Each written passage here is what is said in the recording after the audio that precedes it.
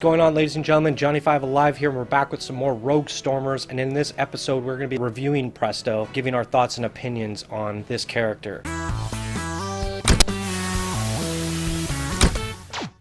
So on the left hand side you can see he has Red Hot Performinator. He's got an area attack, rapid fire, blazing. So he's got this basically AoE fire gun that goes really fast. He's got his special ability is a blazing area activated ability that blocks enemy projectiles and supercharges your primary weapon. So it acts both defensively and offensively. I will give my thoughts on this when we get into the game. His passive skills is Massive Diva. He gets plus 30% max HP, which is pretty damn huge. And then he starts with 500 gold. These are the perks that I've gotten for him. He's 5 levels up. I got Lube Magazine. While your ability is recharging, your secondary weapon reloads 5% faster. Spirit of Cowardice. Your grace period is increased by 0.5, and that means when I get hit, there's a little bit of an extra time that I get before I can get hit again. Layers of Grime and Gore. The max HP is increased by 5. Protection money. At the beginning of each mission, you gain 50 gold, which isn't that great. And then your primary weapon deals 3% more damage. So those are my upgrades. Let's jump into the game and check out this character and give our thoughts and opinions on it. I'm just going to haul through the first level as fast as I can and just talk about the character as I go.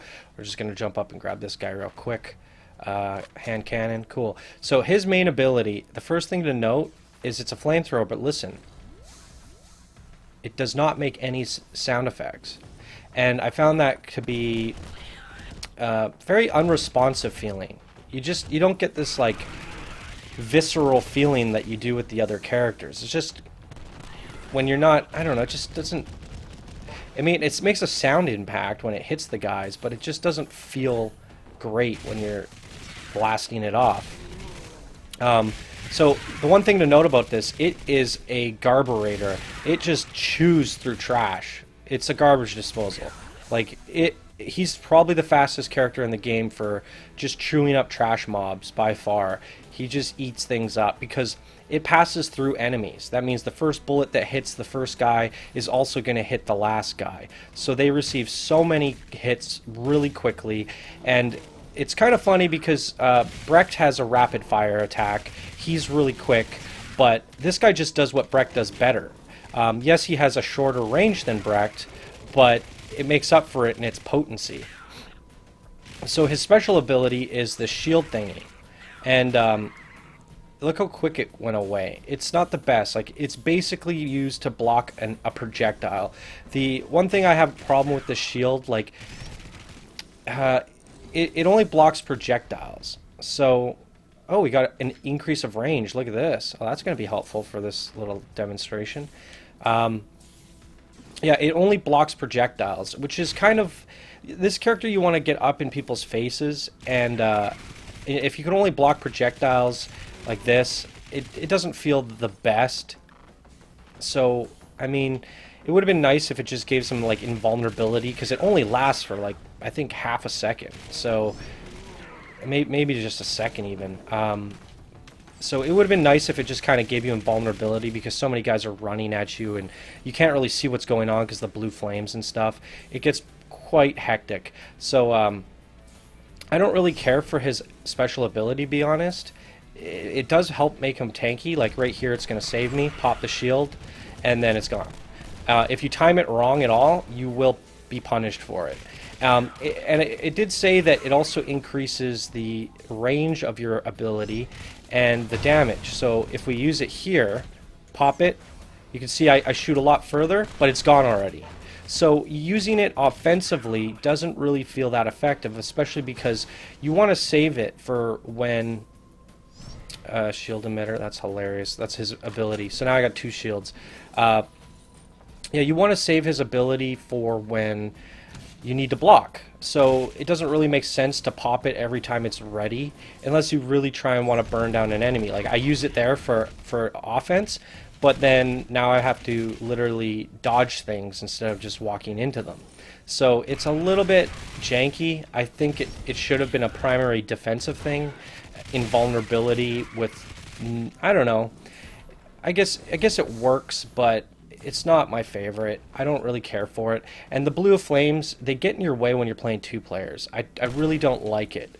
And like I was saying with the Brecht, the flames are always blue. So if you're a red player, your flames are blue as well. So if you're both playing as this guy, then it just kind of becomes just a mess. You can't really see what's going on. This guy is terrible for playing 2 players. We tried it, and it's just too much blue flames everywhere. And his single target damage, as you can see here, if you compare it to the Brecht video, he's taking like twice as long to kill this thing. And there's no sound effects coming from this.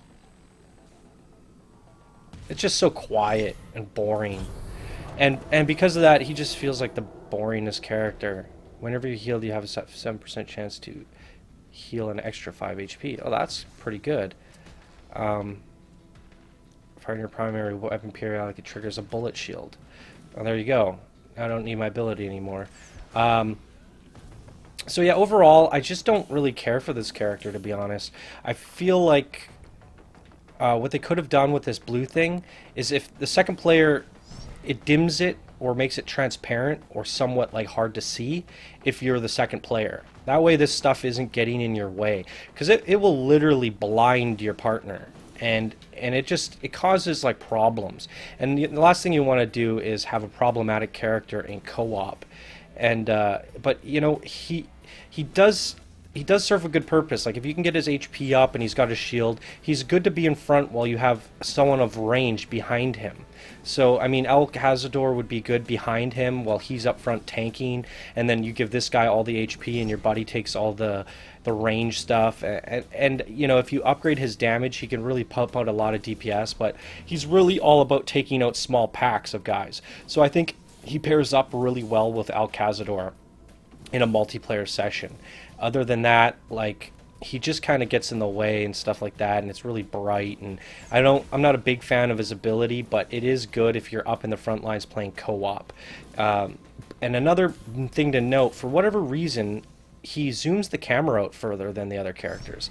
Like my screen, it feels more zoomed out right now, I think. And when you're on co-op, it's really noticeable. Like your characters are tiny. So I don't know if that's a bug or something that they never tested, or I don't really know the reason for that. So it seemed kind of strange, but we were looking at it in co-op, and the screen and the camera started doing some buggy stuff. So we just kind of tried straying away from this character, and I don't really like to play him, and I don't really have an interest of beating the game with him, especially because there's like no sound on this gun, and it feels very dull. So anyways, that's my thoughts and opinions on this character. Let me know what you guys think down in the comments below. If you like this video, please like and stay tuned for the next video, because we're going to be reviewing Camille. Alright, I'll see you guys in that video. Thanks for watching.